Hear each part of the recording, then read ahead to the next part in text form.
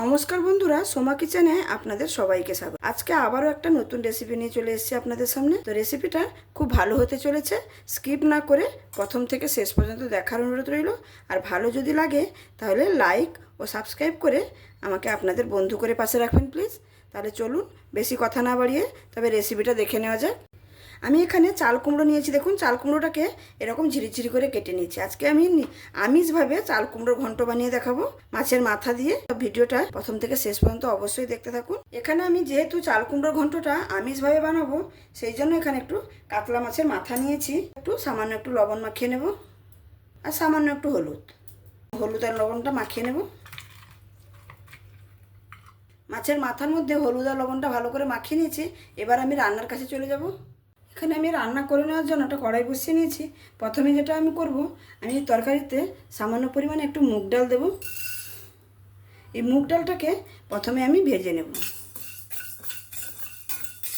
মুগ ডালটা এখানে আমার ভাজা হয়ে গেছে। এবার আমি এটা তুলে নেব। মুগ ডালটাকে ভেজে নামিয়ে নেওয়ার পরে দেখুন এরকম একটু জল দিয়ে আমি ভিজিয়ে রাখবো। তাতে করে কি হবে, মুগ ডালটা একটু নরমও হয়ে যাবে আর মুগ ডালটা ধোয়াও হয়ে যাবে। এবার আমি কড়াইতে তেল দিয়ে দেব। তেলটা গরম হয়ে গেছে। এবার মাছের মাথাগুলো ভেজে নেব।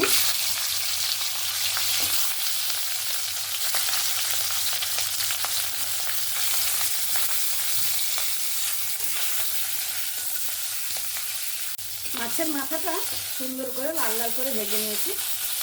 এই কড়ার মধ্যে একটু ভেঙে ভেঙে নেব। মাথাটা সম্পূর্ণভাবে ভাজা হয়ে গেছে, এবার তুলে নিচ্ছি। এবার রান্নাটা করে নেব। রান্নাটা করে নেওয়ার জন্য এখানে সরষের তেল দিয়ে দেবো। আমি রান্নাটা কিন্তু সরষের তেলেই করব। তেলটা তো অলরেডি গরম হয়ে গেছে। এবার একটু ফোড়নে জিরে দিয়ে দেব, গোটা জিরে আর একটা তেজপাতা। ফোড়নটা ভাজা হয়ে গেছে। এবার কুচনো পেঁয়াজ দিয়ে দেব।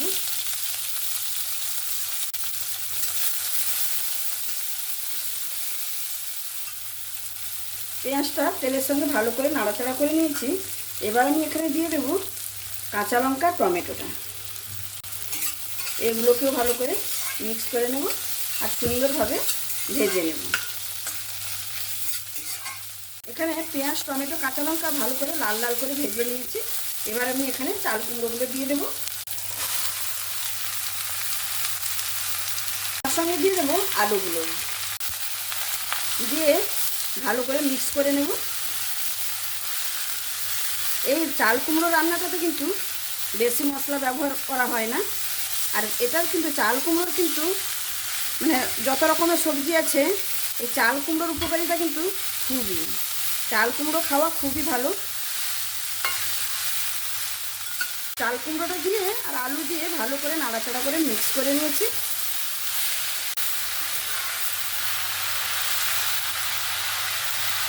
চাল কুমড়োটা ভালোভাবে নাড়াচাড়া করে নিয়েছি। এবার এখানে একটু পরিমাণ মতন হলুদ দিয়ে দেব আর দিয়ে দেবো একটু লবণ, দিয়ে আবারও নাড়াচাড়া করে নেব।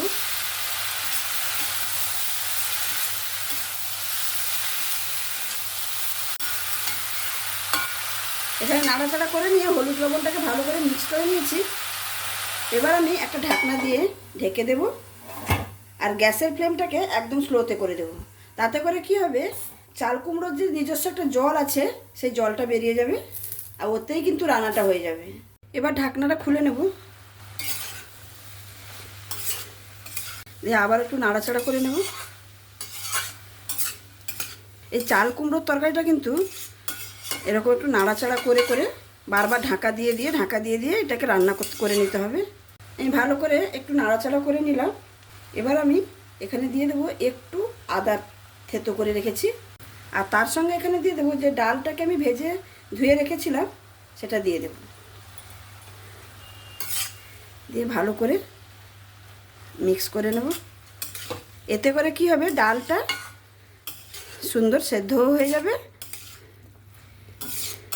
ভালো করে মিক্স করে নিয়েছি। আবারও ঢাকা দিয়ে দেব। আবারও একবার ঢাকনাটা খুলে দেখব।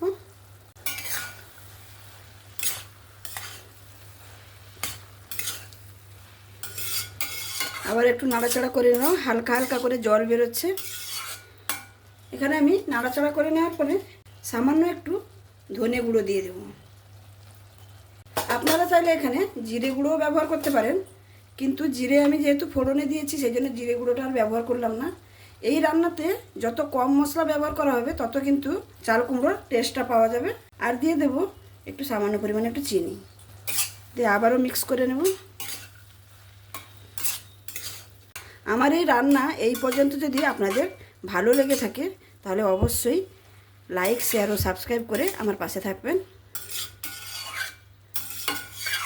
ভালো করে মিক্স করে নিয়েছি, আবারও আমি 5 মিনিটের মতন ঢাকা দিয়ে দেব। আবারও আমি ঢাকনাটা খুলে নেব, আমি নাড়াচাড়া করে নেব, একটু ঘাঁটিয়ে নেব।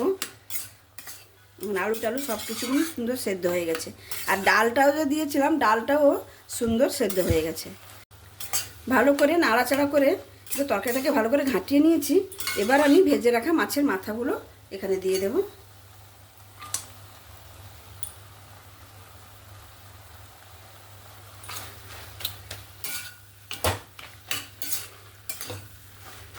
মাথাটা দিয়ে ভালো করে আবার নাড়াচাড়া করে নিচ্ছি।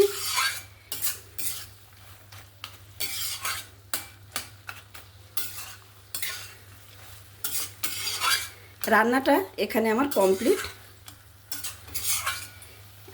আমি নামানোর আগে সামান্য একটু ধনেপাতা দিয়ে দেব। এই ধনেপাতাটা দিলে খুবই স্বাদ ভালো আসে।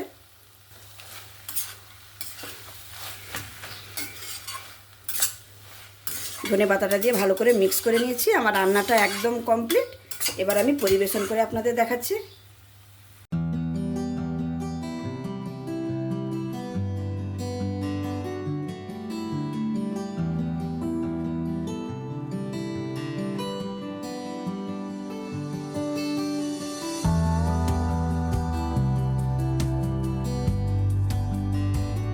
তাহলে বন্ধুরা দেখতেই পেলেন আমার এই চাল কুমড়ো রেসিপিটা, মাছের মাথা আর মুগ ডাল দিয়ে। দেখুন দেখতে যতটা সুন্দর হয়েছে, খেতে কিন্তু অসাধারণ লাগে। একবার আমার মতন করে বাড়িতে বানিয়ে দেখুন, খেতে কিন্তু অসাধারণ লাগবে। আমার এই রেসিপিটা যদি আপনাদের কাছে খুবই একটা পছন্দের রেসিপি হয়ে থাকে তাহলে অবশ্যই লাইক, শেয়ার, কমেন্ট এবং সাবস্ক্রাইব করে আমার পাশে থাকবেন প্লিজ। আর যারা এখনও পর্যন্ত আমার চ্যানেলটিকে সাবস্ক্রাইব করেননি তারা প্লিজ সাবস্ক্রাইব করে আমার পাশে থাকুন। তাহলে কি হবে, আমি আরও নতুন নতুন রেসিপি আপনাদের কাছে উপহার দিতে পারবো। আমি আজকে এখানেই শেষ করছি। আবার দেখা হবে অন্য কোনো দিন অন্য কোনো রেসিপির সঙ্গে। সবাই ভালো থাকবেন, সুস্থ থাকবেন, সাবধানে থাকবেন। ধন্যবাদ।